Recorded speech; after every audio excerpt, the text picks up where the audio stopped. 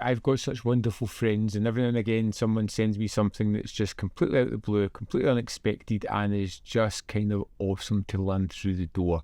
Swamp Thing on 4K was one of those releases. Thanks, Paige, for sending me this. She was picking up a copy for herself.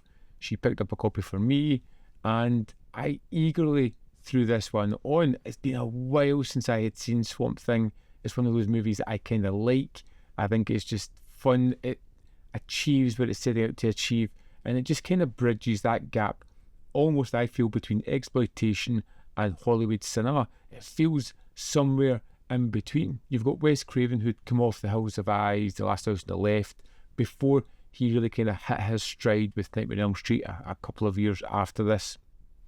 And you've got Adrienne Barbeau, who's just coming off Escape from New York and a couple of other great movies, and she's in this one. We've got Ray Wise, we've got the wonderful David Hess, who's a stalwart of exploitation cinema, and he comes in here as usual, a reprehensible, kind of annoying, mean, bad character whom you kind of just always want to get his comeuppance. And to be honest, I wouldn't have been surprised if he made it to the end of this movie, because he has that kind of greasy, wily nature about him where he always somehow manages to survive. Come on, let's take a little walk.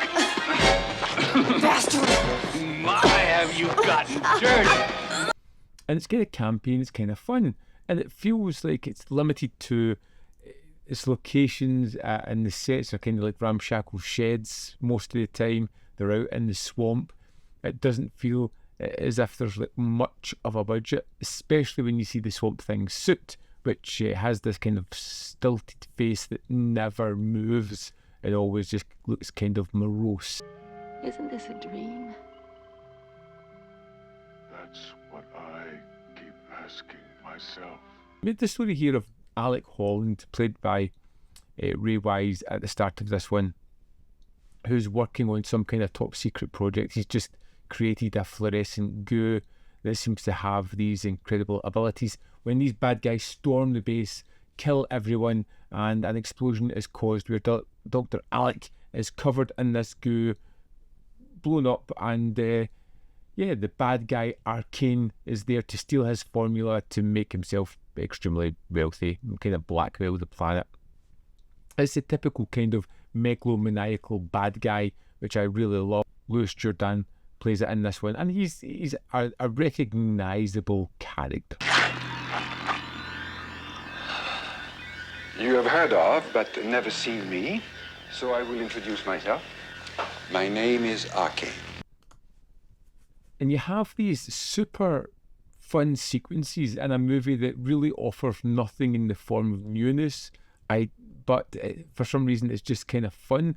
You have Adrienne Barbeau for the longest time just running about the swamps, constantly bumping into the same guys, constantly getting herself in danger, with Swamp Thing turning up and beating this army guys in fun moments of action.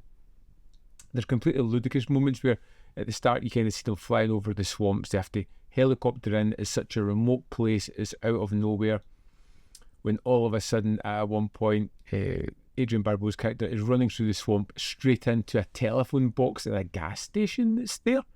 It doesn't make a lick of sense, but I just didn't care because I was having so much fun with this.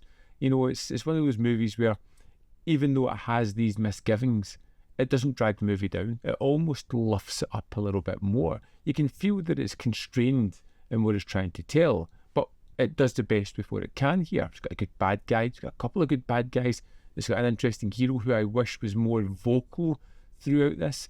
Adrienne Barbeau has got such a tough job as just kind of running and screaming and getting into danger to be saved.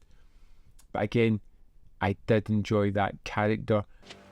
Don't be afraid, dude. You better say that to someone whose desk you ain't hiding behind. There is two versions on this. You get the standard theatrical cut, which is about 91 minutes, and the unrated cut, which is about 93 minutes. And that's got not much extra. Pair of boobs, I suppose, if that's what you're after. It's pretty much the same movie. Other than that, the transfer is fantastic on this one. It really does look amazing, which I I really marvel at some of the movies that are getting these 4K releases, and Swamp Thing was a joy to go back to.